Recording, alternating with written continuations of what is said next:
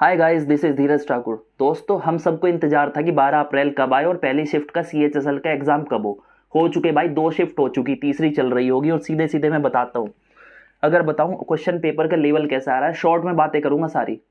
बच्चों से बातें करने के बाद मैंने क्या देखा भाई, देखिए लेवल पूछ लेता हूँ। अगर क्वेश्चन पेपर का लेवल क्या है 2020 का, जो बच्चे सोच रहे थे कहीं ना कहीं थोड़ी सी रियायत मिलेगी, इजी सवाल आएंगे, तो ऐसा बिल्कुल नहीं है। ठीक है, मॉडरेट प्लस आपका लेवल बना हुआ है यहाँ पे, मॉडरेट प्लस का है।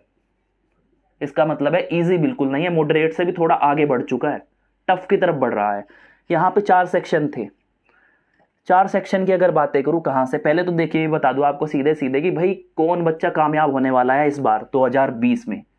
TCS अपनी चीजों पे बिल्कुल कायम है। जैसा 2019 में पेपर बनाया, जैसा पूछा वही इसने इस बार पूछा है। कहीं भी कुछ भी नई चीज इंप्लीमेंट नहीं की, हर सेक्शन वैसा ही दे रहा है जैसा 2019 के पेपर बनाए।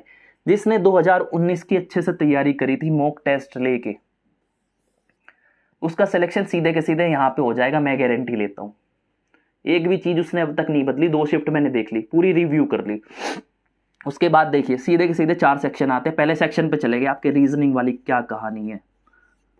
रीजनिंग का बता दूं, जो बच्चे सोचते हैं कि रीजनिंग में तो सारे सवाल लपेट के आऊंगा, मेरी रीजनिंग अच्छी है, वो फंसने वाले हैं इस बार। उसने क्या कर दिया, रीजनिंग में बेसिकली कैलकुलेटिव का सवाल डाल दिए हैं। कैलकुलेटिव क्वेश्चंस आ रहे हैं। जो बच्चा सोच के गया है रीजनिंग तो इजीली मैं आराम से करके आऊंगा सारे सवाल, वो फंसेगा। क्योंकि रीजनिंग में क्या हो रहा है, उसने कुछ सवाल उठाए हैं वहां से, जैसे कि हुई सीरीज। सीरीज का सवाल है ना, जो आ रहे हैं 2 आ रहे हैं।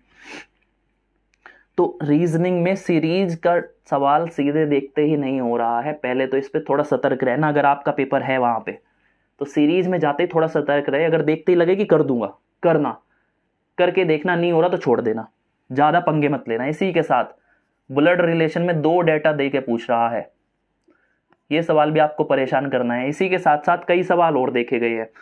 तो रीजनिंग में कई सवाल ऐसे आ रहे हैं, मतलब मैं कहता हूं 4 से 5 सवाल आपके कैलकुलेटिव आ रहे हैं। आप इजीली 20 का टारगेट लेके चले, जो हो जाए बढ़िया बात है, जो नहीं हो रहे उसे छोड़ते हुए चले। पहली नजर में पहला आपका टारगेट होना चाहिए पूरा पेपर देखना, कि सारे के सारे सवाल में देख के उनको जज कर लूँ मुझे कौन सा करना है, और जो होता जाए उसे करते जाए। अब इससे बाद में बातें करेंगे क्वांट्स की। क्वांट्स जब आता है, क्वांट्स होता है बेसिकली आपका मैथमेटिक्स। क्वांट्स की अगर बातें करता हूँ, इस सेक्शन के क्या हाल है। क्वांट्स भी भाई पीछे कहाँ रहने वाला है आपका, रीजनिंग के पीछे पीछे ये भी आ गया और उससे टफ बन के आया है। कैलकुलेटिव तो है ही, प्लस लेंथी और आ गया। लेंथी और कैलकुलेटिव आपका क्वांट्स पूछा जा रहा है। क्वांट्स के अंदर अब मैं बताऊं, जो बच्चा ये सोच के गया 25 के 25 सवाल करके आऊंगा वहां पे, ऐसा कुछ नहीं होने वाला। कोई नहीं कर पाएगा। सीधे के सीधे मैं कहता हूं, पहली नजर के अंदर कर देंगे बच्चे, लेकिन पहली नजर में बच के चलना वहां पे कि भाई अभी करूंगा सारे के सारे। जो सवाल होता जाए इजीली वही आप टुक अपनाना, और बाकी फोकस बाद के लिए रखना। कुछ सवाल छोड़ देना जो आपको टफ लगते हैं, बाद में देखने के लिए अगर टाइम रहता है। इसमें अगर बात करूं भाई क्या आपका टफ आ रहा है, देखिए सबसे पहले तो DI की बात करूंगा। DI के 4 सवाल पूछे जा रहे हैं, हर सवाल के लिए अलग डाटा दिया गया है। इसी के साथ साथ मतलब कि 4 सवालों के लिए अलग अलग चीज पढ़ के आपको सॉल्व करनी है, जो आप इजी समझ रहे थे, और उसमें भी कैलकुलेटिव है डाटा, ऐसी बात नहीं इजी नहीं है। इसी के साथ साथ अगर मैं बातें करूं कौन सा आया है टफ, जियोमेट्री अंदर घुस गया है उसके बिल्कुल गहराइयों में, परेशान कर रही है बच्चों को। इसके साथ साथ एवरेज का सवाल भी है, एवरेज भी इस बार पीछे नहीं है, एवरेज भी थोड़ा सा टफ पूछा गया है। तो ये थे वो टॉपिक, और इसी के साथ साथ ट्रीगो भी आपकी थोड़ी सी घुमा के पूछी गई है। तो इन सवालों से प्लीज बच के रहे। ये जो 4-5 सवाल बनेंगे ना, 4 नहीं 4 ये हो गए, 5 6 7 7 सवाल के आसपास आपके टफ बने हुए वहां पे लेंथी। तो इन सवालों को प्लीज पहली नजर में ये देखना कि भाई कर दूंगा नहीं कर दूंगा, हल्का सा। अगर नहीं कर पा रहे, आपको लगता है 1% भी नहीं कर पाऊंगा, छोड़ के चले, प्लीज टिक कर देना वहां पे मैथ लिख के सेक्शन रफ कॉपी के ऊपर, जो रफ शीट मिलेगी उसमें क्वेश्चन नंबर 1 डाल के 2 डाल के जो भी हो वहां पे छोटा टिक उसके लिए लगाना, जो कि क्या कहते हैं थोड़ा टफ है। और उस टफ के अंदर भी जो नहीं हो रहा, दूसरे वाला जो इजी सा है थोड़ा सा लेकिन नहीं हुआ, उसके लिए लंबा टिक लगाना। पहले आके आपको इस लंबे वाले सवाल को करना है, मतलब कि जिस पर लंबा टिक आपने मारा है, ये इजी वाला सवाल है। तीसरी चीज लेते हैं आपकी GK और करंट अफेयर जो आती है। इसमें सबसे ज्यादा फोकस करें करंट अफेयर पे। करंट अफेयर आपकी अच्छी खासी पूछी जा रही है। उसमें भी अगर मैं कहूं कि भाई क्या पूछा जा रहा है, ये जो लास्ट 3 मंथ है ना, लास्ट 3 मंथ, जनवरी फरवरी मार्च, जो ये बीत गए, इससे एक भी सवाल नहीं पूछा जा रहा, इन्हें छोड़ के चल ले। 2019 के सारे लपेट के चले वहां की भाई, 2019 की ही पढ़ के जाऊंगा करंट। अभी 2 शिफ्ट देख के इतना कहा जा सकता है कि ये 3 महीने पे आप ज्यादा फोकस ना करें, 2019 पे पूछ रहा है। और उसमें भी क्या पूछ रहा है, डांस पूछ रहा है, डांस का एक सवाल आया था, उसके साथ अवार्ड्स पूछ रहा है, बुक्स पूछ रहा है, ऑथर्स, ऐसी ऐसी चीजें पूछ रहा है। तो प्लीज करंट अफेयर में ये लेके चले।